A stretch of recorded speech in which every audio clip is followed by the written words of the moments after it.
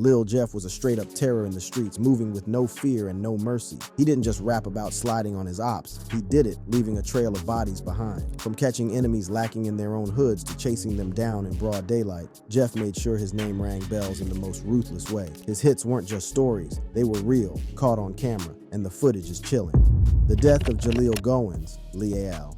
Lil Jeff, also known as Bloodhound Lil Jeff, wasn't just another rapper from the trenches. He was a feared enforcer, a menace to his enemies, and a nightmare for anyone who crossed the Bloodhounds. By the time he dropped his first track, The Bloody Family, in late 2022, his reputation in the streets was already legendary, not for his music, but for the bodies he was rumored to have left behind. Jeff wasn't just rapping about violence, he was living it, earning a reputation as a ruthless shooter who never hesitated when it came to sliding on his ops. Dubbed the Pistol Professor, he made sure that when class was in session, lessons were taught in blood. Most of the killings attributed to him were tied to his leadership role in the Bloodhounds' violent war against their rivals, Trap City. While Jeff was linked to numerous bodies, he only openly bragged about a select few, starting with the murder of a Trap City member named Leal. On June 25th, 2023, at around 8:55 p.m., Trap City member Leal, real name Jaleel Goins, was sitting in a parked rideshare car in the Little Italy neighborhood near the University of Illinois Chicago campus. This neighborhood, now sometimes called University Village,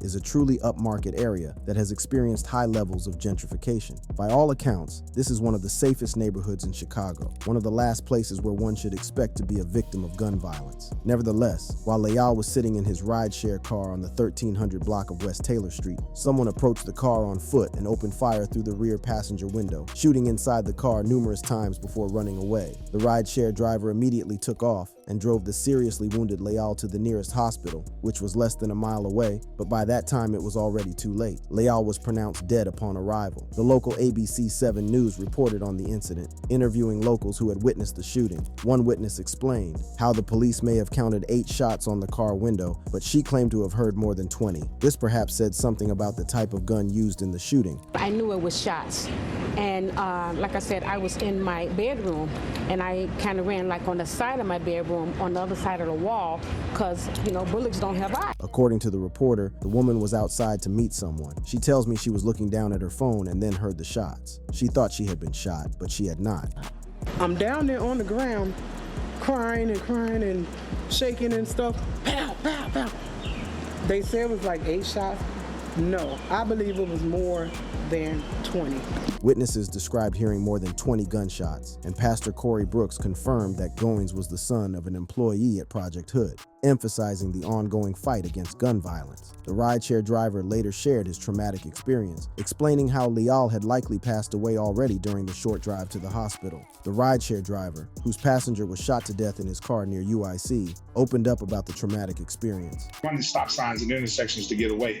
So at one intersection, I had to stop because there was a car coming through, and then I turned to him and said, "Hey, I'm going to take you to the hospital." And he said, "Okay."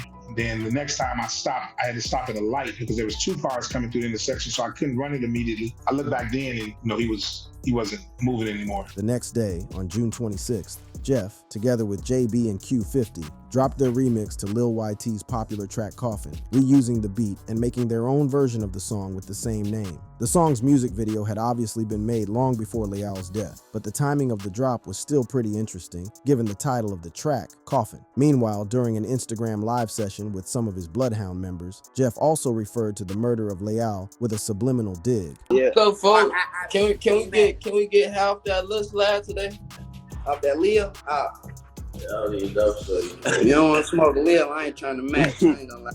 Let's play a new. If you ain't smoking my eyes, I can't smoke your eyes. Jeff would come out with a new song and music video together with his gangmate Vert in late December 2023, a track titled Stretched. In the song, Jeff ends his verse by rapping how he caught one of his ops in a bowl, a reference to a fishbowl, meaning someone being caught in a car with windows that are not tinted, making them an easy target. This was obviously a clear reference to the fact that Leal was caught in a parked rideshare car. Jeff would later make the same fishbowl reference during one of his IG lives, saying how he's trying to catch a shark in a shark tank in a fishbowl, seemingly reinforcing his reference to Leal's murder. But as violent as Jeff had already proven to be, what he did next led to yet another shocking and brutal killing.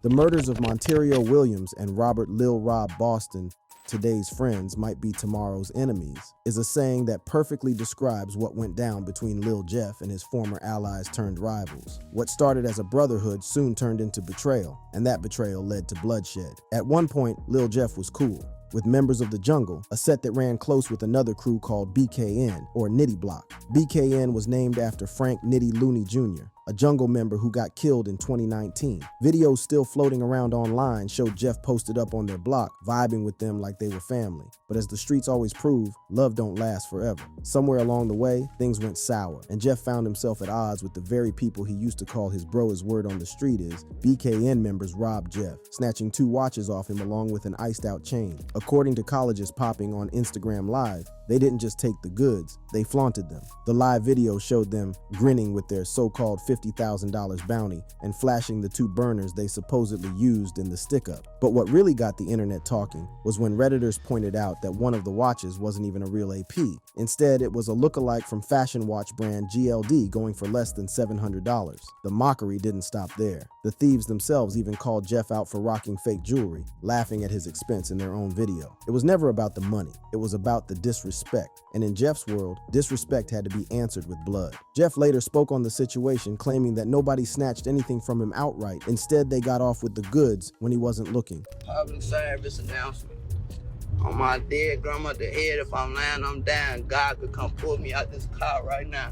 I never took a motherfucking dollar from nothing.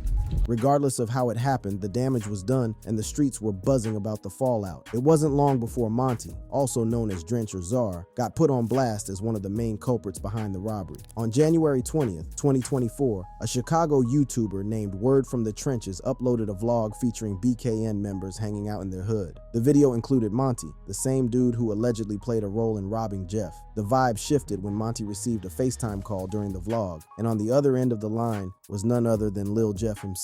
The tension was thick. Monty didn't waste time, flexing his wrist to the camera and taunting Jeff, saying, "Where that J at?" J meaning jewelry. He then waved his hand around, showing off his crew, and made sure Jeff knew they were all there. Someone in the background even asked about the price of their watch, adding more fuel to the fire. It was a brazen move, a clear sign that they weren't worried about any repercussions, but they should have been. Just 6 days after that vlog dropped, on January 26, 2024, Monty and his homie Robert Lil Rob Boston were caught lacking. It was a regular school day at Innovations High School in downtown Chicago. Around 12:30 p.m., students were heading out, likely on their lunch break. Monty and Lil Rob were among them, walking out near the Washington and Wabash L train station. It was a packed area, full of people moving through the city, unsuspecting of what was about to go down. Out of nowhere, 2 cars pulled up and masked shooters hopped out. What happened next was nothing short of a calculated execution. Bullets rained down as the shooters unleashed, leaving no chance for Monty and Lil Rob to escape. When the dust settled, the 2 teens lay motionless on the pavement. A bystander standing on the train platform above captured the aftermath, a haunting scene of chaos, pain, and disbelief.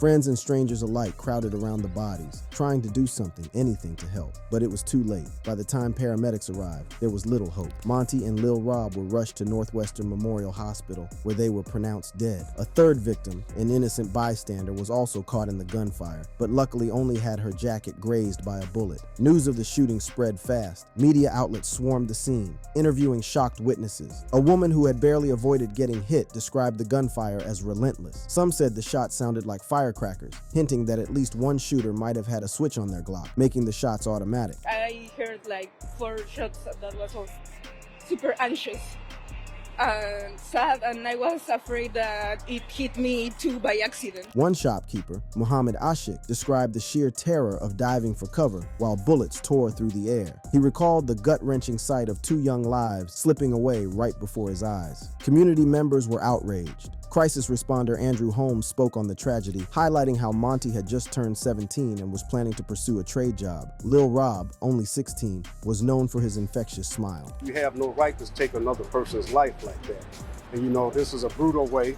This is cold-blooded murder. Even Chicago's mayor, Brandon Johnson, had something to say. "My deepest condolences to their families and the Innovations High School community as they grapple with unimaginable pain and trauma caused by this senseless act of violence," he wrote. The impact of this execution-style hit was so massive that it made citywide news, with major networks like ABC7 Chicago covering the tragedy. As the community mourned, Chicago PD kicked their investigation into high gear. But in the streets, people already had their theories. The name Lil Jeff kept coming up. Everyone knew about the beef. Everyone saw the vlog. Everyone heard about the robbery. It wasn't hard to connect the dots. Cops are still searching for the shooters, but the way the hit went down, this wasn't some random act of violence. This was personal, a score that had to be settled. And in the world Jeff came from, there was no such thing as letting things slide. With Monty and Lil Rob gone, it was clear. Playing with Jeff's name came with a heavy price: the murder of Lil Pooh.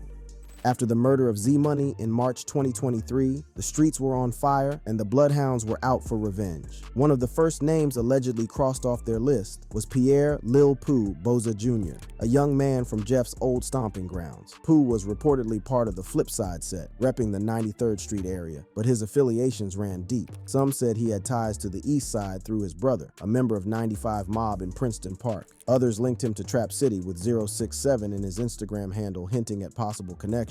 However, scrolling through his social media, his affiliations remained murky, leaving many to speculate whether he was truly part of these crews or just moving between them. Regardless of where Pooh stood in the gang landscape, one thing was clear: his past connections to the Bloodhounds made him a target, and when he allegedly dissed Z Money after his death, that target got even bigger. Unlike many of his peers still moving through the Chicago trenches, Pooh had distanced himself, living far from the chaos. He had relocated outside city limits, settling in Sauk Village on the 1800 block of 223rd Street. But even in the quiet suburbs, there was no escaping the streets. On April 9, 2023, just weeks after Z Money's murder, Pooh was found lying on his front lawn, riddled with bullets. When police arrived, there was little they could do. He was gone. The case was ruled a homicide, but detectives had almost nothing to go on. With no witnesses stepping forward and no clear motive established, the investigation quickly hit a dead end. But while the police struggled to piece things together, the internet was already connecting the dots, and all signs pointed back to Lil Jeff. Just a year later, on April 9, 2024, a well-known Chicago drill enthusiast, Squid Ape, paid tribute to Pooh on Instagram. The post quickly became a war zone, flooded with comments mocking Pooh's death. When one user asked what Pooh had done to deserve this, none other than Lil Jeff himself stepped in, claiming Pooh had been dissing Z Money. This wasn't the only time Jeff hinted at involvement. In an unreleased track that leaked shortly before his own death, Jeff rapped about someone talking down on Z Money and then getting caught outside his own home, lyrics that eerily mirrored Pooh's fate. The song never officially dropped while Jeff was alive, possibly due to his temporary alliances with Flipside. However, after his death, the track found its way onto his posthumous album, Stepping in Blood, under the title In Your Home.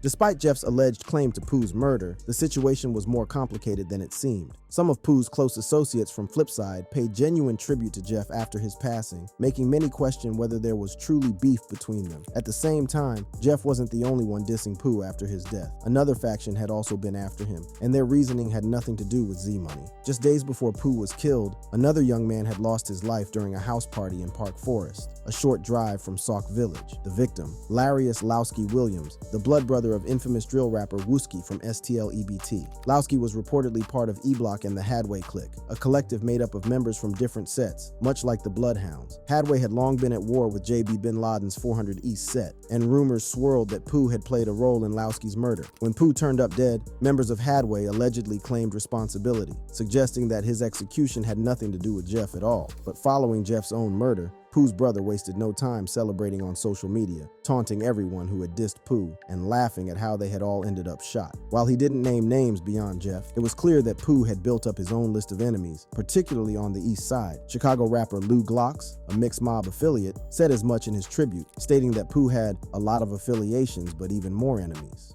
The murder of Lil Deuce and D Money. Before 2023 came to an end, 2 more individuals would lose their lives under mysterious circumstances, with rumors circulating that Lil Jeff was responsible. In the early morning hours of November 1st, 2023, a man and a woman were inside a parked car on the 8300 block of South Dorchester Avenue, deep in Mixed Mob territory. The two were known in the streets as Lil Deuce, real name Dardo Boyd, allegedly from a set called Foster Park in the Auburn Gresham neighborhood, and D Money, real name Desiree McGee, an infamous female gangster with ties to multiple sets, including STL-EBT, Jarrow City, Taekwon World, and the E-Block Hardyway set from the East Side, which Wooski's brother Lil Ski was allegedly a part of. As they sat in the vehicle, two suspects reportedly approached and opened fire, hitting D-Money once and Lil Deuce multiple times in the chest. Both were rushed to the University of Chicago Medical Center, where they were pronounced dead. This is yet another alleged killing attributed to Jeff that has little concrete proof behind it, and many drill fans on platforms like Reddit and Chirology have either denied or questioned the claim. One of the main reasons this rumor gained traction is a post Jeff made in April 2024, where he quoted an unreleased King Von song and added 10 emojis after the lyrics. Fans speculated that each emoji symbolized one of Jeff's supposed victims, with the seventh being a woman's hat emoji, which some interpreted as a reference to D-Money. Interestingly, Jeff later edited the caption, swapping the hat emoji for a princess emoji, making it even more apparent that he was referring to a female victim. The rescue worker's helmet emoji next to it also raised speculation. Some believe that the emoji's red color represented the Black P Stones, as Foster Park, Lil Deuce's home set, was known to be a Black P Stone stronghold. Another interpretation was that the crown emoji surrounding the princess emoji symbolized Deuce, as the crown is a known symbol of the People's Nation Gang Alliance, which the Black P Stones are affiliated with. In fact, a tribute video posted on Lil Deuce's Instagram story after his death showed his family placing crown decorations on top of a cake for his 20th birthday, further adding to the speculation. Following D-Money's death, Jeff took to social media to boast about the Bloodhound's reputation for ruthless killings. In a now infamous post, he stated, "Hey, lil' Fredo, what you on, lil' cuz? I still love you, folk, but it's like my little brother feel how he feel, and I'm around with him right or wrong or dead wrong. You know that. So it is what it is, folk. I wish y'all the best of luck, but we do spank ass, and you know this personally. For real, for real. We really kill kids. Bitch.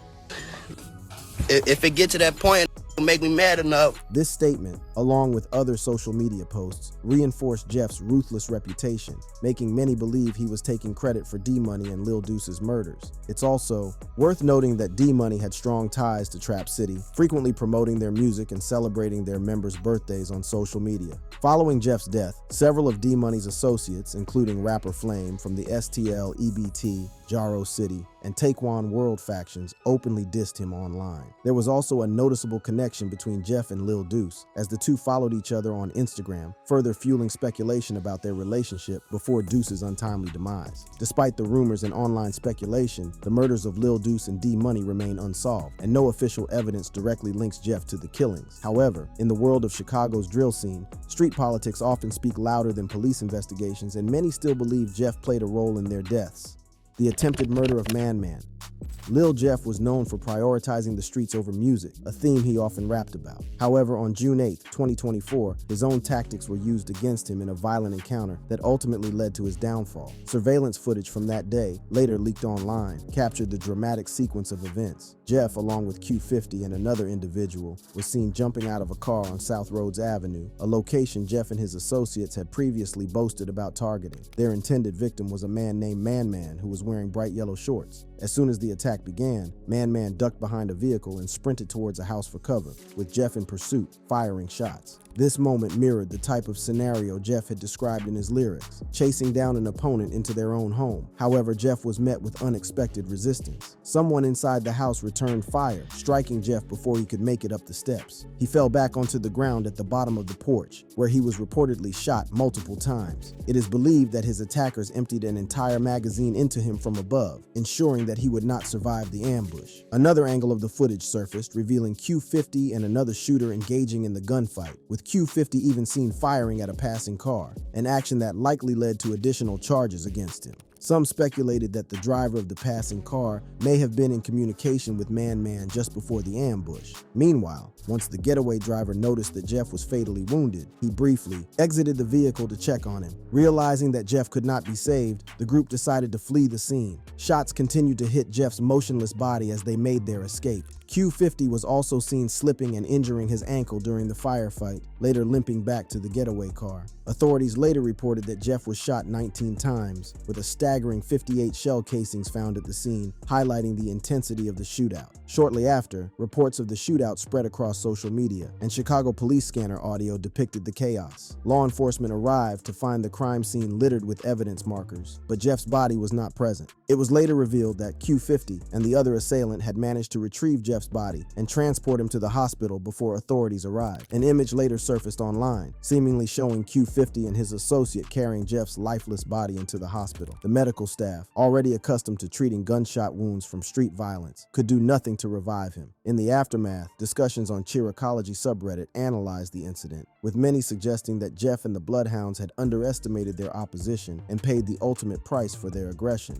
Others pointed out the irony in Jeff meeting his demise in a way similar to how he had pursued his own enemies in the past, making his death a grim reflection of the violent lifestyle he glorified. For more content like this, click on the videos showing on your screen now.